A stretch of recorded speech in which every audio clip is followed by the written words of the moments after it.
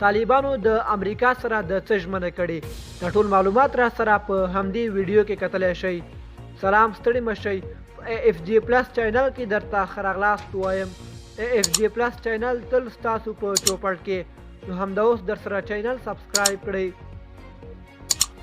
طالبانو له امریکا سره وعده وکړه چې راتلونکي 4 میاشتو کې به یو ټول شموله حکومت جوړ کړي. د هندیو نیوز خبري شبکې د راپور له مخې طالبانو د دوحې په وروستۍ غونډه کې د امریکا له استازي ټایم ویټس سره ژمنه کړې چې تر راتلونکو 4 میاشتو به د ټول شموله حکومت طرحې وړاندې کوي.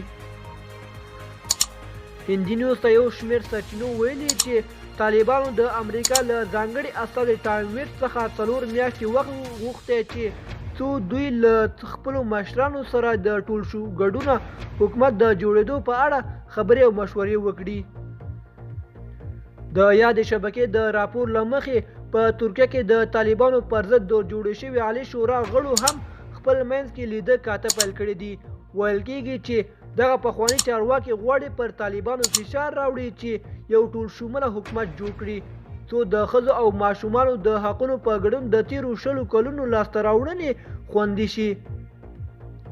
د راپور په حواله د مقاومت عالی شورا مشر رسول سیاف، صلاح الدین ربانی، سرور دانش، کریم خلیلی، معصوم ستانکزی، حنیف اتمر او رحمت شاه نبیل په ترکیه کې له یو بل سره لیدلي او په افغانستان کې د یو ټول شموله حکومت په جوړېدو یې خبرې کړې دي.